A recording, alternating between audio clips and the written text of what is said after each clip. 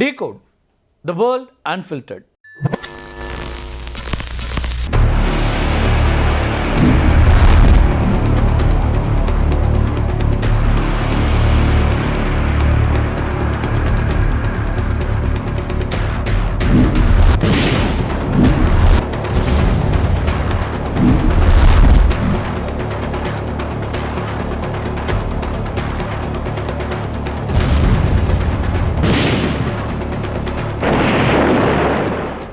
ஈரானோட அனைத்து துறைமுகங்களுக்கும் அமெரிக்கா அதிகாரப்பூர்வமாக கடற்படை முற்றுகையை அமல்படுத்தியிருக்கு.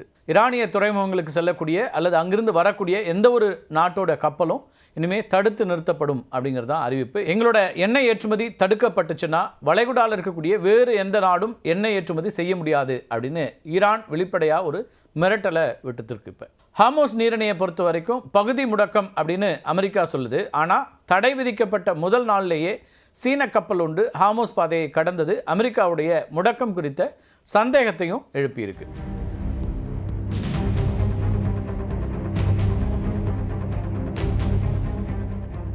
அமெரிக்காவால் முடக்கப்பட்டிருக்கக்கூடிய ஈரானுடைய துறைமுகங்கள் என்னென்ன அப்படிங்கிறத நம்ம பார்த்துடலாம். பந்தர் அப்பாஸ் இது ஈரானுடைய மிகப்பெரிய, அது மட்டும் இல்லாமல் மிக முக்கியமான ஒரு துறைமுகம் அப்படின்னே சொல்லலாம். நாட்டுடைய 80% அதிகமான கடல் வழி வர்த்தகம் இந்த துறைமுகம் மூலமாக தான் நடைபெற்றுருக்கு. அமெரிக்கா முடக்கி இருக்கக்கூடிய மற்றொரு துறைமுகம் சபஹார், ஓமன் வளைகுடாவில் இருக்கக்கூடிய இந்த துறைமுகம் இந்தியாவுக்கு மிக முக்கியமானது. தற்போதைய அமெரிக்காவுடைய பிளாக்கேட் இருக்கு இல்லையா, இந்த பிளாக்கேட் இந்த துறைமுகத்தையும் உள்ளடக்கியதாக இருக்குது. பந்தர் இமாம் கொமேனி அப்படிங்கிற ஒரு துறைமுகம், இது ஈரானுடைய 2வது பெரிய துறைமுகம். அது மட்டும் இல்லாமல் தானிய இறக்குமதிக்கு மிக முக்கியமான ஒரு துறைமுகமாக போர்ட்டா இதுதான் இருக்குது.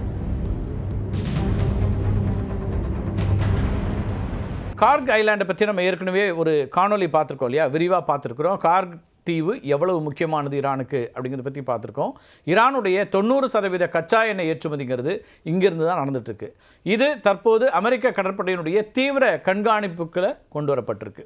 இன்னொரு துறைமுகம் ஜாஸ்க், இது ஹார்மோஸ் நீரிணைக்கு வெளியில் அமைந்திருக்கக்கூடிய ஒரு துறைமுகம். இது மூலமாக நீரிணையை தவிர்த்து எண்ணெய் ஏற்றுமதி செய்ய ஈரான் திட்டமிட்டு இருந்துச்சு. ஆனால் தற்போது இதுவும் முடக்கப்பட்டிருக்கு.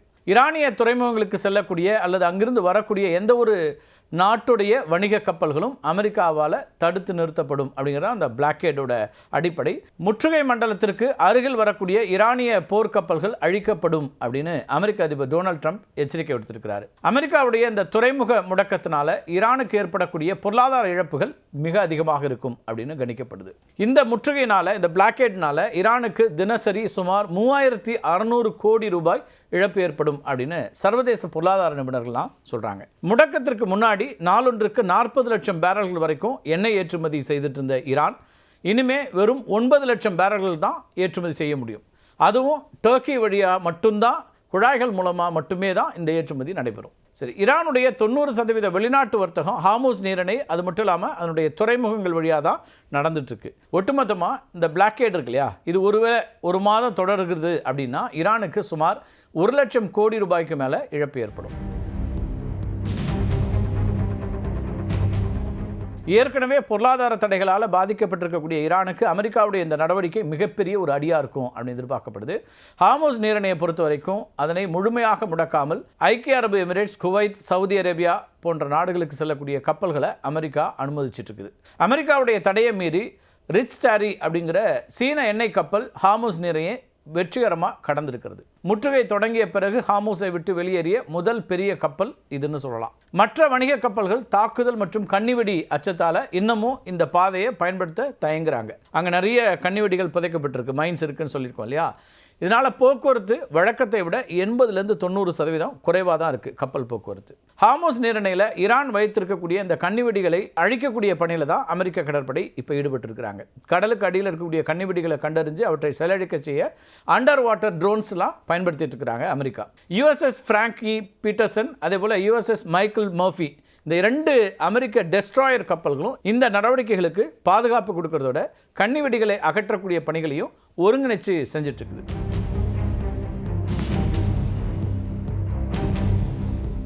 கன்னிவெடிகள் அகற்றக்கூடிய பணியில் முன்னேற்றம் கண்டிருப்பதாகவும் விரைவில் சர்வதேச வர்த்தக கப்பல்கள் ஹார்மூஸ் பாதையை அச்சமின்றி பயன்படுத்த முடியும் அப்படின்னும் அமெரிக்க கடற்படை தளபதி அட்மிரல் பிராட் கூப்பர் சொல்கிறார். அமெரிக்காவுடைய எந்த நடவடிக்கையை ஈரான் என்ன சொல்லுதுன்னா கடல் கொள்ளை அப்படின்னு விமர்சிக்குது. ஈரானுடைய ஃபாஸ்ட் அட்டாக் போட்ஸ் அந்த பகுதியில் சுற்றி வருவது மோதல் அபாயத்தை தொடர்ந்து நீட்டிக்க செய்வதாக தான் பார்க்க வேண்டியிருக்கு. ஹார்முஸ் நீரிணையை உண்மையில் அமெரிக்கா கைப்பற்ற முடியுமா அப்படிங்கிற ஒரு கேள்வி எல்லோருக்கும் எழுகிறது. உலகிலேயே மிக வலிமையானது அமெரிக்க கடற்படை. 11 அணுசக்தி விமானந்தாங்கி கப்பல்கள், 90 போர்க்கப்பல்கள், 60க்கும் மேற்பட்ட அணுசக்தி நீர்மூழ்கி கப்பல்கள் அப்படின்னு ஒப்பிடவே முடியாத வல்லமை கொண்டதாக அமெரிக்க கடற்படை இருக்குது. ஆனால் வெறும் 21 மைல் அகலம் இருக்கக்கூடிய ஒரு கடல் பகுதியை ஏன் தங்களுடைய கட்டுப்பாட்டுக்குள் கொண்டு வர முடியவில்லை அப்படிங்கிற ஒரு கேள்வி எழலாம். இதுக்கு அமெரிக்காவுடைய வெறும் ஆயுத பலம் மட்டும் போதாது. பாரசீக வளைகுடாவில் புவிசார் அரசியல், புவியியல், அது மட்டும் இல்லாமல் சமச்சீரற்ற போர் முறை, இதெல்லாம் ஈரானுக்கு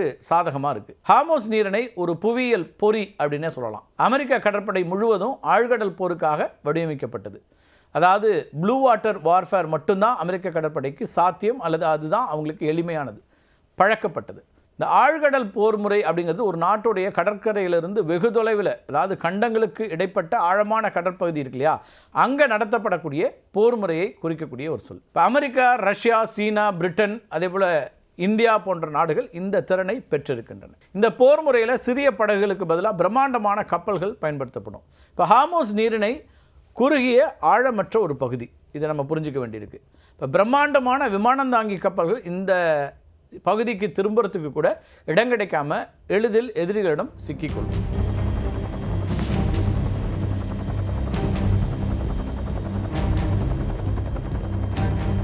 இதுக்கு 2002ஆம் ஆண்டு அமெரிக்கா நடத்திய போர் ஒத்திகையை சிறந்த எடுத்துக்காட்டாக சொல்லலாம். இந்த புகழ்பெற்ற போர் ஒத்திகையின் பெயர் மில்லினியம் சேலஞ்ச் 2002, சுருக்கமாக MC02 அப்படின்னு சொல்கிறாங்க. இன்றைய ஹார்முஸ் நீரிணை பதற்றச் சூழலில் இராணுவ ஆய்வாளர்கள் அடிக்கடி இந்த ஒத்திகையை தான் மேற்கொள் காட்டுறாங்க. MC02 இருக்கு இல்லையா, இந்த ஒத்திகையினுடைய பின்னணி மற்றும் முடிவுகள் மிகவும் ஆச்சரியமானவை.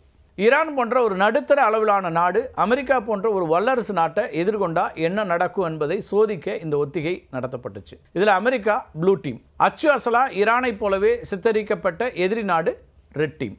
அதாவது நம்ம இப்போ ரெட் டீம் சொன்னோம் இல்லையா, அந்த ரெட் டீமோட தளபதியாக ஓய்வு பெற்ற அமெரிக்க லெப்டினன்ட் ஜெனரல் பால் வான் ரைப்பர் அவர் தான் செயல்பட்டார். அவர் வழக்கமான போர் முறையை பின்பற்றாமல் ஈரான் தற்போது கையாளக்கூடிய சமச்சீரற்ற போர் முறையை கையாளுறார். அமெரிக்காவுடைய நவீன மின்னணு ஒற்றறியும் முறையை எலக்ட்ரானிக் ஈவ்ஸ் டிராப்பிங் அப்படின்னு சொல்லுவாங்க.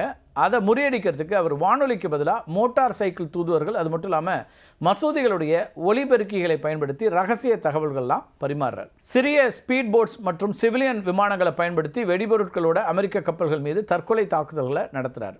ஒத்திகை தொடங்கிய சில நிமிடங்களிலேயே வான் ரைப்பருடைய அதிரடி தாக்குதலால் அமெரிக்காவுடைய ஒரு விமானம் தாங்கி கப்பல் உட்பட 16 முக்கியமான போர்க்கப்பல்கள் மூழ்கடிக்கப்பட்டன. சுமார் 20,000 வீரர்கள் கொல்லப்பட்டதாக ஒத்திகையில் கணக்கிடப்பட்டுச்சு.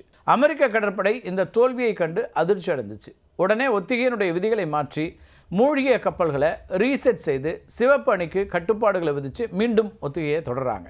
இதனால் அதிருப்தி அடைந்த வான் ரைப்பர் என்ன சொல்கிறாங்கன்னா, இது உண்மையான போர் பயிற்சி இல்லை, முன்கூட்டியே தீர்மானிக்கப்பட்ட ஒரு ஸ்கிரிப்ட் அப்படின்னு சொல்லிட்டு அதுலேருந்து வெளியேறுகிறார். இப்போ ஹார்முஸ் நீரிணையில் ஈரானுடைய ஸ்பீட் போட்ஸ் இருக்கு இல்லையா, அது மட்டும் இல்லாமல் ட்ரோன் தாக்குதல்கள் குறித்து அமெரிக்கா கவலைப்படுறதுக்கு 2002ஆம் ஆண்டில் நடந்த இந்த MC02 ஒத்திகை ஒரு முக்கிய பாடமாக இருக்குது. ஆழ்கடல் போர் முறையில் சிறந்து விளங்கினாலும் குறுகிய நீரிணைகளில் இத்தகைய சிறிய படகுகளுடைய தாக்குதலை சமாளிக்கிறது எவ்வளவு கடினம் அப்படிங்கிறத இந்த ஒத்திகை அமெரிக்காவுக்கு உணர்த்துச்சு. ஈரானுடைய மற்றொரு கவசம் அப்படின்னு பார்க்கப்படுறது A2AD. இந்த A2AD அப்படிங்கிறது நவீன இராணுவ உத்திகளில் மிக முக்கியமான ஒரு சொல்லாடல். இதனுடைய விரிவாக்கம் ஆன்டி ஆக்சஸ் ஏரியா டினைல் அப்படிங்கிறது. எளிமையாக சொல்லணும்னா ஒரு குறிப்பிட்ட பகுதிகளில் எதிரி நுழையிறதை தடுக்கிறதும், அப்படியே நுழைஞ்சிட்டாலும் அங்கே அவங்கள சுதந்திரமாக செயல்பட விடாமல் முடக்கிறதும் தான் இந்த உத்தி. இப்போ ஹார்முஸ் நீரிணையில் ஈரான் இந்த உத்தியை தான் பின்பற்றிட்டு இருக்குது. எதிரி படைகள் ஒரு போர்க்களத்திற்குள்ளே நுழைவதை தடுத்து நிறுத்துறதுங்கிறது தான் ஆன்டி ஆக்சஸ்.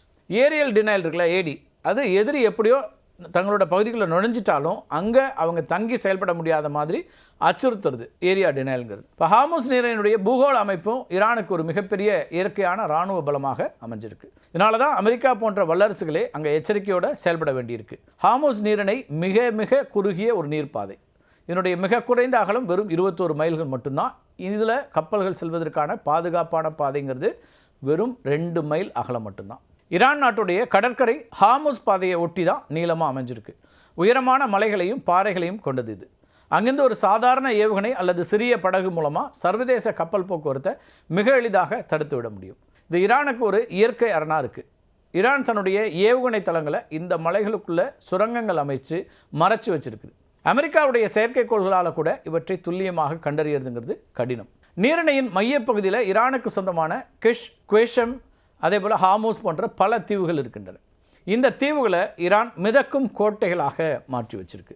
இங்கிருந்து தான் அவங்க நீரிணையை முழுமையாக கண்காணிக்கவும் தேவைப்பட்டால் உடனடியாக தாக்குதல் நடத்தவும் முடியும்.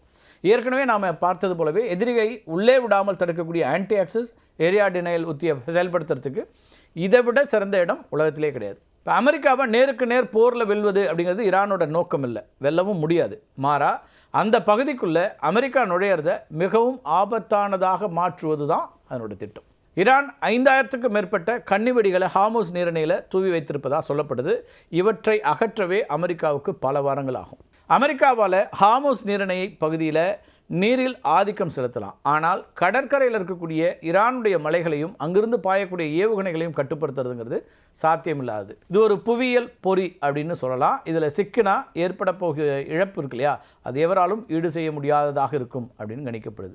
இதனால தான் அமெரிக்கா இங்கிருந்து வெளியேறுவது தான் இரு நாடுகளுக்கும் உலக நாடுகளுக்கும் நல்லது அப்படின்னு சொல்கிறாங்க இராணுவ நிபுணர்கள். மீண்டும் ஒரு காணொலியை சந்திக்கலாம் நண்பர்களே. நன்றி, வணக்கம்.